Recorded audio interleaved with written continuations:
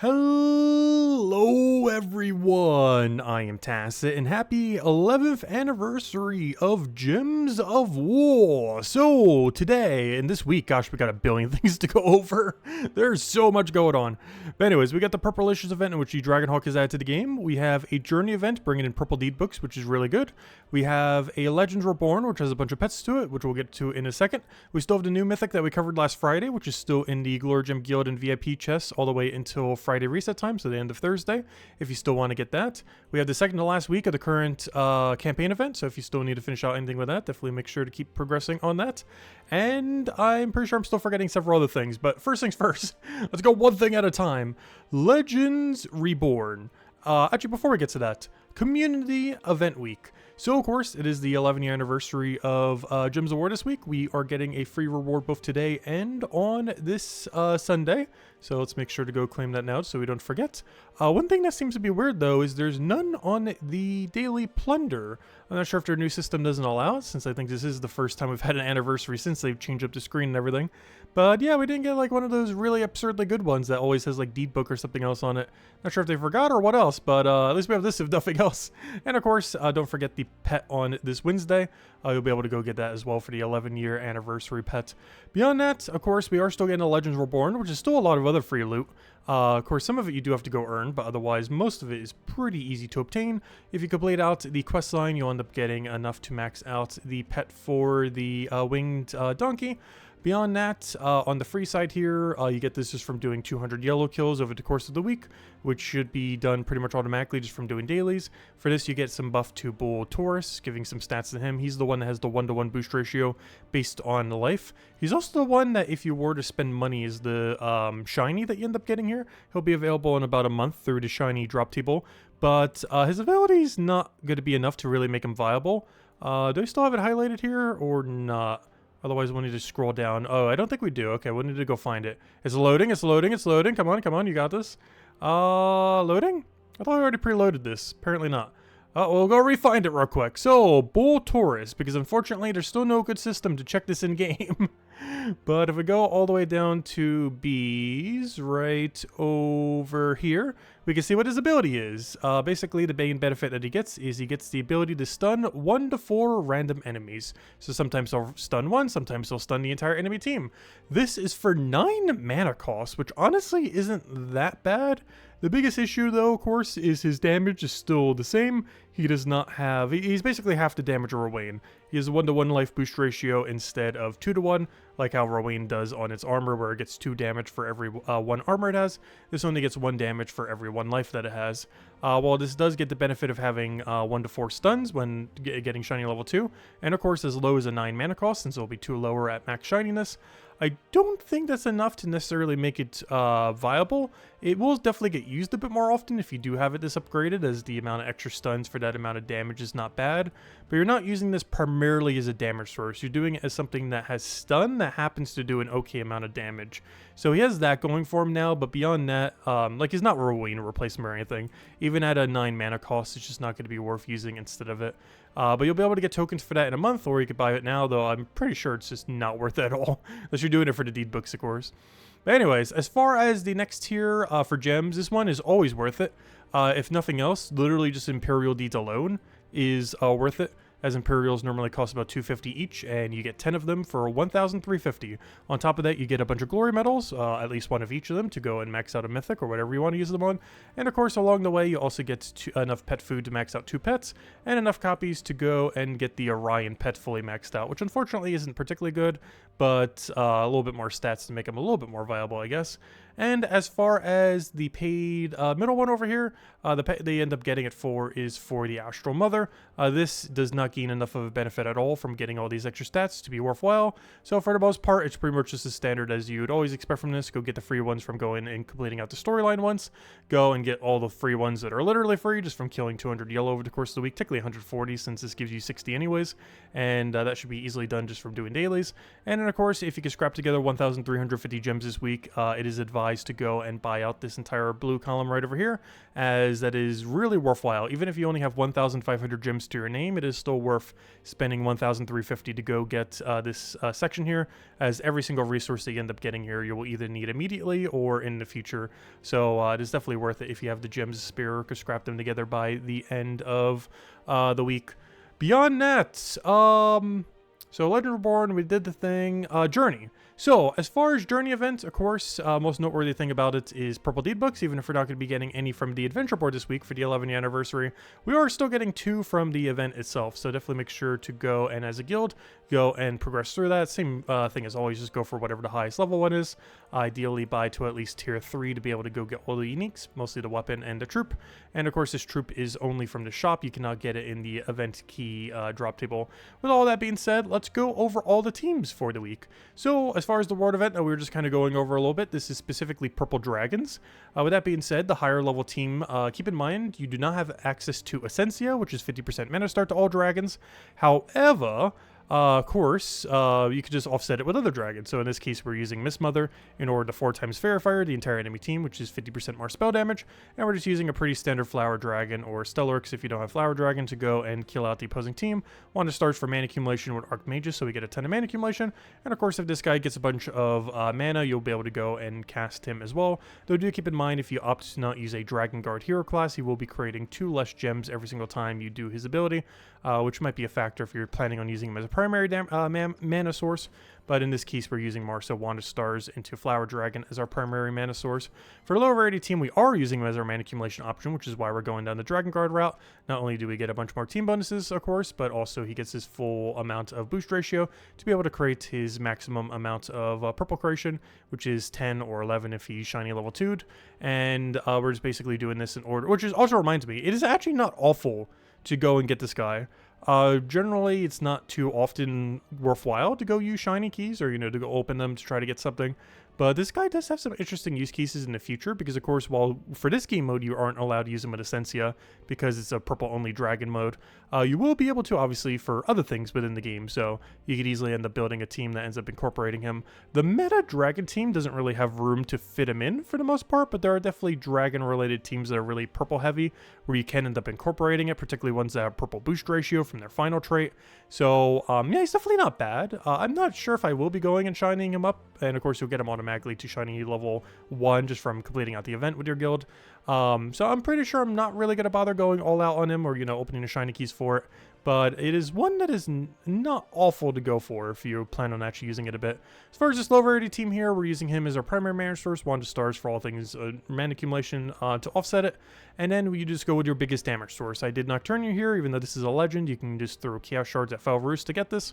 And of course, if you have something better, just put whatever your strongest damage source is a purple dragon here, and you'll be good to go with Nocturne. You're just being the most accessible one. So you could throw a bunch of Chaos Shards at Fell Roost faction and get it. And if you don't currently have that, wait until Tuesday, go to the faction event and just throw all the shards that you get from that at Fell Roost.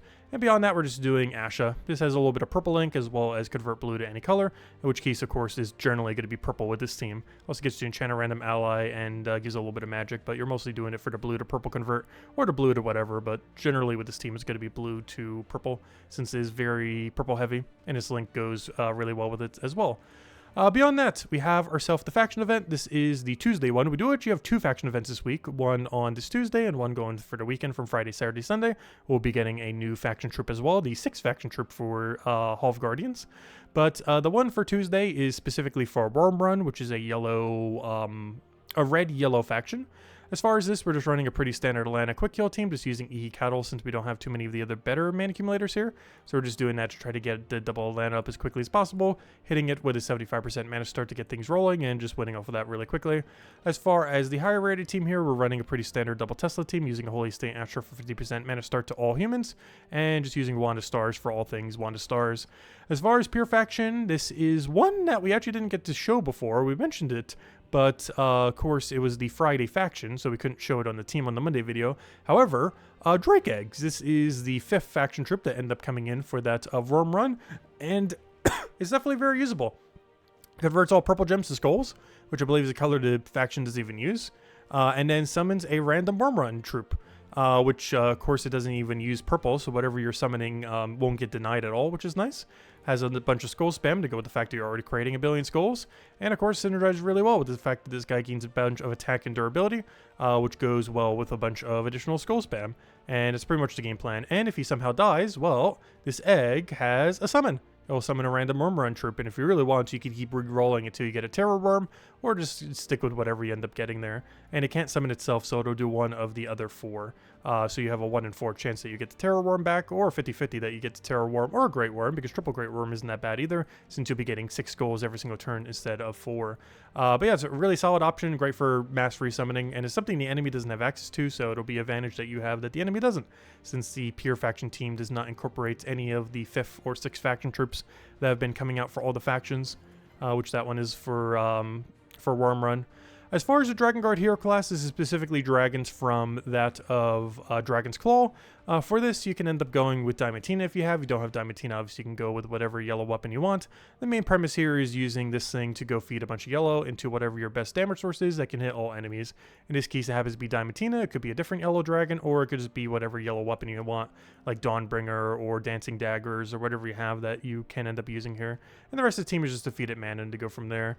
As far as Underspire, this is specifically a Dragon's Claw restriction, but you're allowed to do anything with Dragon's Claw, not just dragons. Though, of course, since the place is pretty much just dragons, you're just going all dragons. For this, we're just doing the Doom Spear, which is, of course, a dragon weapon that is available this week from Dragon's Claw.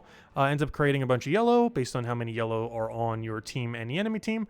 And, of course, since your team can deliberately be pure yellow, you end up creating a lot of mana, and the enemy will generally have at least 1 yellow, so you'll be able to create a pretty substantial amount of yellow every single time you end up casting your ability. You're doing this to mana accumulate and do a bunch of damage. Diamantina to clean everything up. This thing for the Empower into yellow.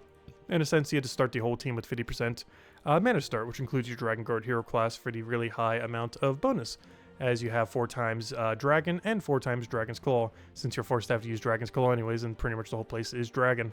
As far as the lower rarity team, keep in mind this guy does not have double magic in this game mode. He does for the Journey event, but does not outside of it, but he does still have his 20% stats, like most things within this kingdom this week. But we're basically doing something somewhat similar to the Pure Faction team, where we're using the Terror Worm, just as really tanky, really durable, decent amount of damage, skull reduction, all that. We're using backup resummon and just mana accumulation across the entire team, gives random stats effect to all dragons, which of course is your entire team. And we're just doing this to offset our mana accumulation. It helps keep everything safe, and if you happen to die in first slot, you have infinite resummon, or if something behind it ends up dying. We're using this even without its double magic. It is still creating 10, or if you have it shiny to level 2, 11 purple gems every single time it casts. And you're just doing this to feed back into itself and to Asha. And of course, Asha is converting into whatever you need. You get to convert the blue into any color. Of course, purple is pretty favorable with a team like this, but if you need it in a different color like yellow or whatever else is aligned, you can do so based on what you need at a given moment in time. And you're basically just using the Terror Worm buffing up, and this thing just creating a bunch of purple for itself to chip down the enemy until you win. It's a little bit slower. Obviously, if you have a better damage source to take out one of them, it is definitely worth considering, with the Emethani being probably the highest priority one to replace out on this team if you have a better damage source. But it's really accessible this week since you just get it for what, 90-ish gems or so, whatever it is. Generally want to put 250 into the event, but you get your first copy of him at about 90 gems into the Journey event. So really accessible to go and get this week if you don't already have a better damage source. As far as the faction event for this weekend, it is for the Hall of Guardians, which is a yellow-brown, a brown-yellow restriction. With that being said, of course, we can run Atlanta team again, and just so we're not showing the same one thing that you could do with Atlanta, which I normally don't show because it'd be way more annoying to copy-paste, but if you don't need a level hero and you have double Pharaoh, you can literally just run double Pharaoh with it. It does double explode every single time. It has the downside of you can't get classy XP, and it has the downside of being substantially more expensive. But if you have double Pharaoh, you can literally just run double Atlanta, and you should generally instantly get full mana because you're getting 4 explodes at the start of your turn. That combined with whatever other potion effects you might have will generally give both of these 100% mana, and you just cast one, cast the other, and then you win. And it's easy as that. As far as the higher faction team, we're running with a basically just all-in Maelstrom Dragonhawk team. Everything else here is just whatever you want to run for mana accumulation. Wanda Stars for general utility and to cover everything. Daughter of Vice is to get a little bit of Empower color. And Queen Aurora for the +1 all mana link. But the whole team is basically just Maelstrom Dragonhawk until you end up winning. And as far as the pure faction for Hall of Guardians, we do have an additional option. Once again, I can't show it with copy-paste because it's not out yet. However, if we go over to, somewhere's over here, If we go over to our thing over here, this is the new one that's coming out. The Savior statue. It is a 12 mana cost brown blue. This is coming out on Friday. It deals some damage to an enemy, boosted by barrier allies, and then barrier to allies. Main benefit of this is generally the main thing that you die to on the final fight when doing a Hall of Guardians is the gargoyle damage, because he has a really high boost ratio based on all the attack that's on his team, which of course they have really high stats, so he hits really hard because not only do they have high magic but a high attack, so he gets the double boost off of that and just hit for a very big number. If you are earlier on in the game or just don't have a lot of stats yet, or just find that you're dying in any way, shape, or form when doing Hall of Guardians faction, you can end up having this double barrier, and it'll basically just help keep you safe. You can end up replacing out either the Arcane Golem or the Ethereal Sentry with it, with Ethereal Sentry giving you a little bit more color coverage, or the fact that you're not denying your purple, or you can replace out the Arcane Golem, which gives you a little bit more power, because Ethereal Sentry buffing up that new troop would be pretty solid, but it does mean you're no longer using the purple mana, which would mean you're not using two colors, both green and purple, if you end up doing that.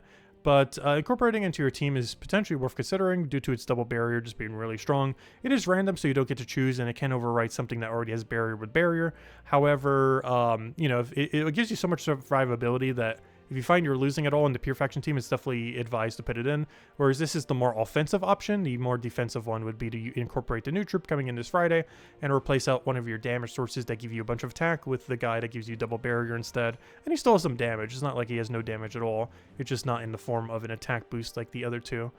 Anyways, beyond that, Soulforge. So, of course, don't forget, as of the 8.9 patch the other week, Soulforge now resets twice every single week. Once 4 days from now on Friday, and of course on Monday, as always does. We can only go over the Monday ones right now, but don't forget to go check it this weekend to go see if there's anything else that you might want to get. For the most part, there pretty much isn't really anything that you'd really want to be getting as far as the current rotation of troops, at least on PC Mobile. Maybe Elamagrim, some use case this week, given that, Purple Dragon and everything. But it does require burn, which there just isn't really a good dragon synergy with them at the moment to get an easy 4x burn. The day that there is will be interesting because, of course, Hero Class, Dragonguard, has triple damage burning. So if we can ever really get a nice team that's like basically Dragonguard, something on your team, Elamagrim, and Essentia for that 50% mana star across the entire team. If that one other troop that doesn't exist yet had both 4x burn and really good mana accumulation and is dragon and maybe empowered or something along those lines, could have a lot of potential, but there just isn't really a good fourth troop to really put that team together at the moment. There might be in the future, who knows, but as it currently stands, there just isn't a fourth connecting troop to really make his burn boost ratio work. But he does have a lot of potential in the future, does have a decent amount of attack reduction, so he's okay to get. He's just not really used too much compared to many of the other really broken dragons in the current state of the game. But he does have some really good potential in the future with Dragonguard Hero Class synergy, given that they are both from the same kingdom, as well as having direct synergy with burn.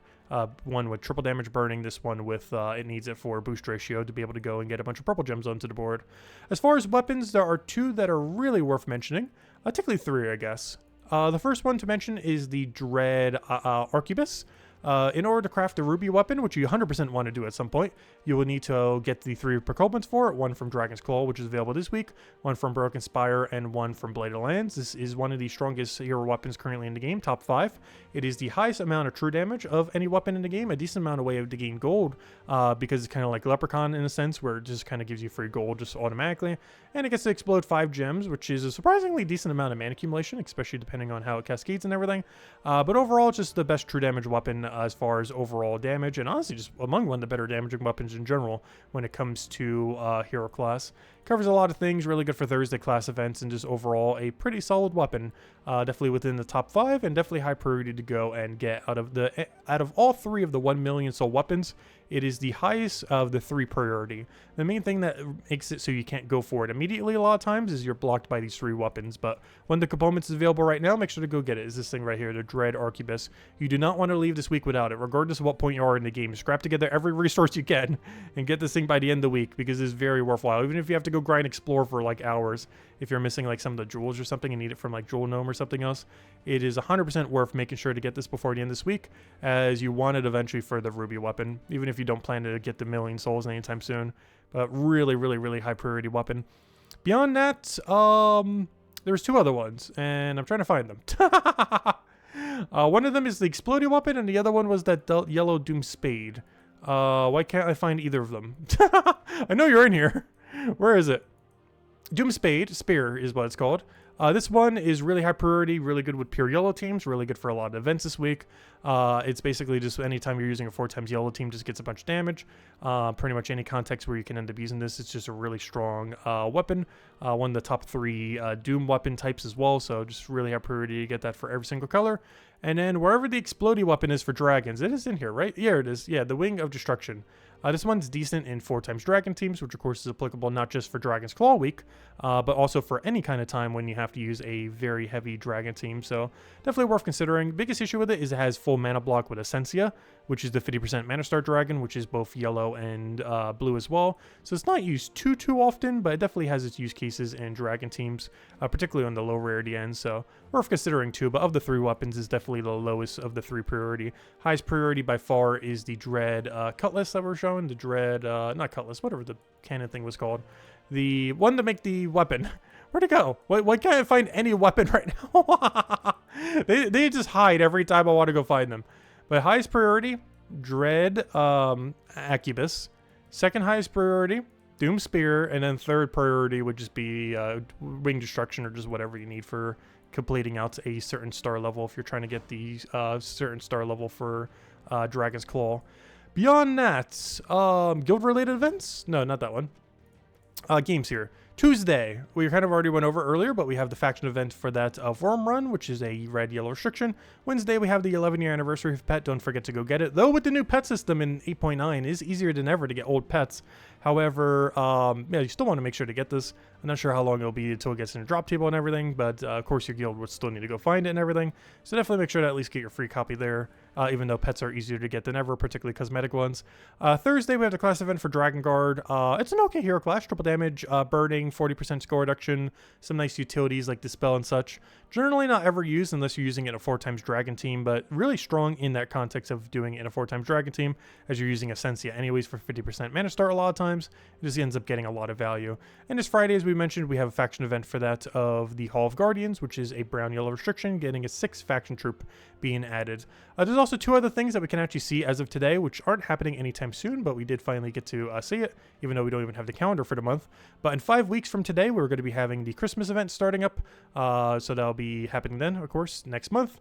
And beyond that, we can also see what the next Guild War restriction is, and it's a pretty juicy one, actually. It is Daemon. Daemon restriction right over here. So we're actually talking about Divine the other time too. It is basically the opposite of that. We were talking. Someone was asking like, what would I hope like the next restriction is, if it could be like anything, and that seemed like a nice in between one. But this is basically the opposite of it. There are a lot of Daemon options. I don't feel like Daemon is as fun because Daemons are kind of all over the place as far as what they end up doing. But it'll be interesting to see how this pans out, especially against like the kind of Guild War defend teams that you normally have to deal with when building Daemon. So might be a little bit different than how you end up building for like a normal quick kill PvP, like when you can lose, because trying to get 100% win rate is a bit different than, you know, when you're spamming out like a PvP battle, like if you were doing a Daemon on an outer ring, which do we even have that this week? I don't have an example. No, but if Daemon was on like outer ring, the way that you would play it here would be a lot different than how you'd play it in Guild War, since if you were to do one of these battles, it doesn't really matter too much if you lose occasionally. Whereas in Guild War, of course, you're trying to maximize your score to try to get that new Paragod achievement. Unless they're going to be changing that to something easier. Also, we did end up failing it. We lost our final battle. We were 1 win off and we would have had it. But anyways, other things. Still forgetting some stuff. Guild-related event we already went over. Chess. So, it is a Dragon's Claw event week, so it is definitely worth spending some amount of event keys. As far as everything not in the drop table, get ready for this very long dictionary. Because, wow, is there like almost 10 things. So, everything not in drop table includes Puriton. This is only in the Seal drop table. It was added a couple patches ago to be in that drop table. It's not discontinued anymore like it was for a while due to the new Guild War system, or lack thereof, for the PvP system thing for Guild Wars. But anyways, yes, it's in the Seal key drop table. Next are the 5 Worm Run troops. This is only from throwing Chaos Shards at the Worm Run faction. Then we end up having the current Legendary that is in the Journey events. This is only from the Journey shop this week, though in future Dragon's Claw weeks will be available in event keys, but for this week it will not be in drop table. Beyond that, the Draconic Sentinel is not a drop table. This is only from getting really lucky from dead end rooms and doing Underspire every single week. There's a chance that you get that from any of the dead end rooms.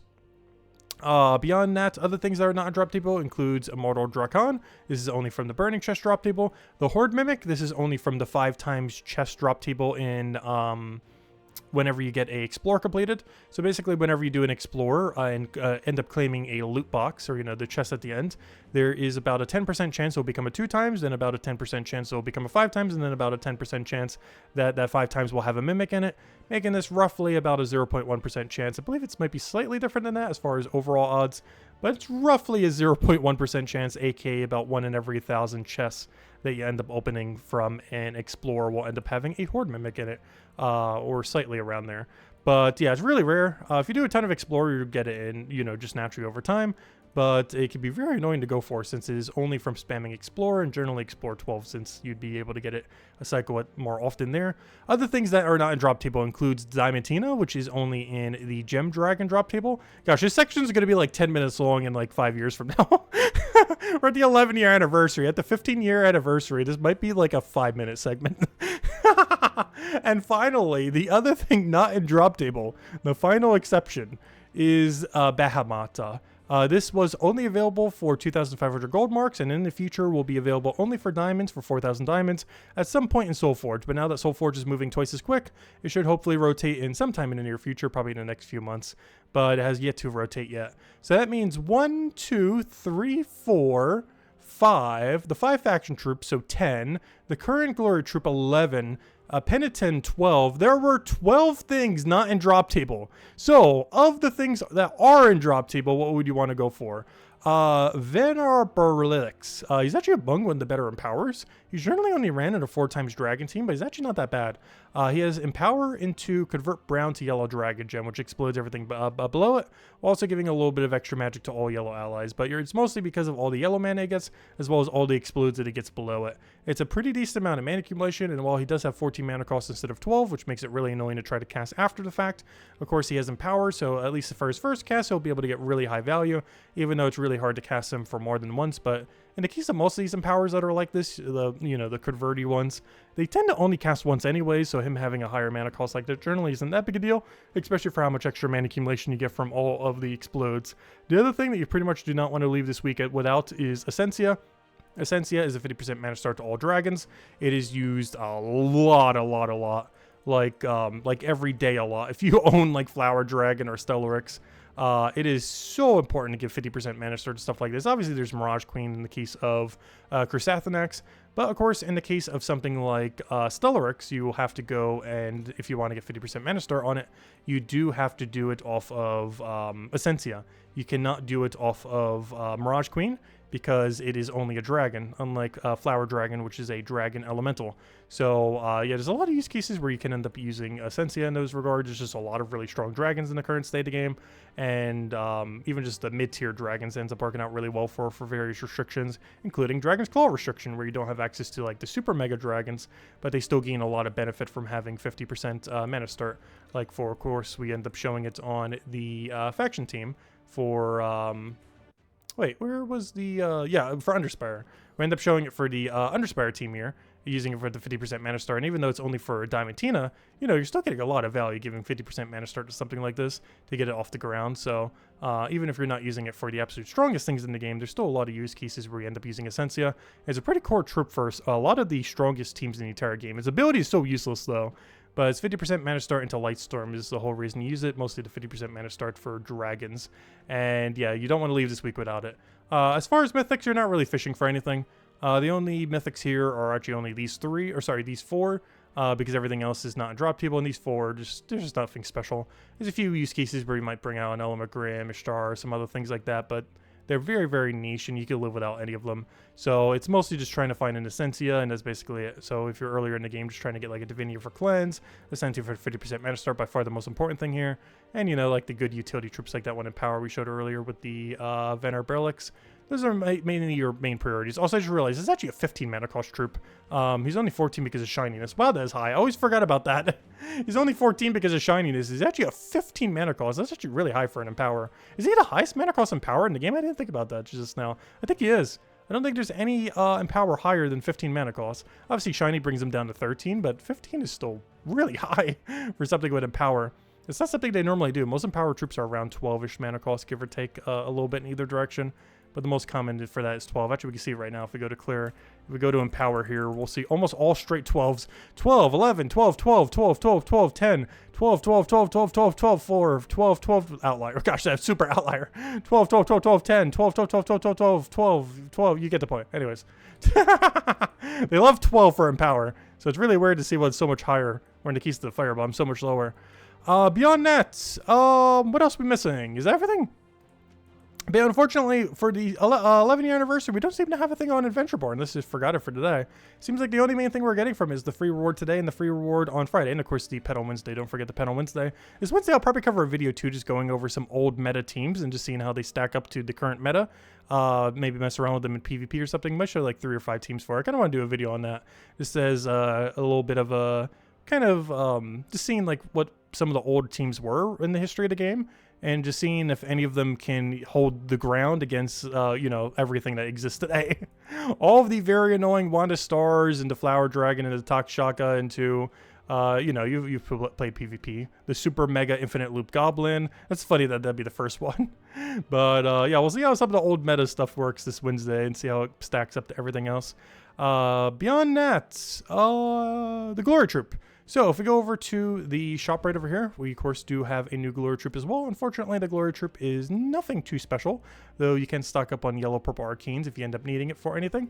Deal some damage to an enemy boosted by enraged gems at a 2x ratio, aka basically 0 extra damage. And if the enemy dies, it creates 4 enraged gem, aka give the enemy 4 times enraged basically. Because that's way too few to try to land an extra turn. And he doesn't have anything too good for traits. He has a little bit of a skull mix where he has both dodge and skull reduction, but there are several troops already like this that are way better than him, so there's no use case for using him specifically for that mechanic, as there are already other things out there that will end up doing that substantially better. And beyond that, don't forget that if you still need the Mythic, or if you want to not get the Mythic, it is still available for the next 4 days in the Glory Gem Guild and VIP chest. We covered a video last Friday on it. The new Mythic troop of the Voidjaw. It's okay to have about 2 of them. There's some use cases where you can use it in pretty purple heavy teams, as he creates 2 purples each turn, and you could of course have 2 for 4 per turn. But if you deliberately want to not get it, make sure to wait until at least Friday in order to start opening your keys then, so that you'll end up getting the full drop table rather than getting him specifically. And beyond that, as far as dailies and stuff, just don't forget to go and complete out the Legends Reborn event, as it is a 1-week only event. If you're used to this somewhat in the past, it used to be a 2-week long event, but it is 1 week only now, so do make sure to complete it out before the end of this week. But you can complete it out all literally today if you wanted to. You just have to go complete out the quest line again, and of course go get 200 yellow kills, technically 140 since you get 60 from doing that anyways. So it's pretty easy to go and complete, and it's doable in a single day compared to before where you had to wait like almost 10, 11 days before you could fully complete it out to 100%. But now it is very, very quick to do so compared to in the past. But anyways, guys, that's everything. If you still have any other questions, feel free to leave it in the comment section below. Of course, tonight we'll be going and handing out one of the pets codes for, I think, one of the old anniversary pets, as well as just messing around with everything tonight for all the game modes. Probably getting our purple deed book. Actually, as a guild, I guess we won't get there quite yet. But of course, definitely make sure to go get those purple deed books from the Journey event throughout the week, as upgrades all the Magic Kingdoms. Blighter Lands, Darkstone, Karkaroth, Zolkari, well, not Zolkari, that one's green, and Silverglade. All 4 of those are purple kingdoms that are magic, and Zolkari is a green one that is magic, which are, of course, the highest priority things to end up getting. So this purple deed book's really useful since 4 of them, of the 5, are all magic-based kingdoms, so really high priority to end up getting. Anyways, guys, I hope you... Oh, yeah, that reminds me, too. How did I not remember to say it? I'm pretty sure it's the thumbnail of this video, though you guys seen it already. We finally hit level 2,000. We're done with Gems of War. We can finally quit. Goodbye, everyone. No, just kidding. But after 11 years, we finally got level 2,000. The main reason I say this is basically max level is the leveling system as of about 2 or so years into the game. For about the first month, it was a level cap of 100. Then it was moved about 2 or 3 months later into a level cap of... it went from 100 to 1,000 initially after 1 month. Then a few months into the game, they changed it to the system we have today, which caps out at 10,000, but it takes like over 50 years to get it. Obviously, that's meant to last for like the whole lifetime of the game. So it's really, really impossible basically to get level 10,000 with how it's skilled. With how it's skilled, you get a bunch of stats, you know, pre-100, and then from 100 to 1,000, you get, well, one stat every 100 or so. And then from 1,000 to 2,000, you also get it about once every 100. Actually, exactly once every 100.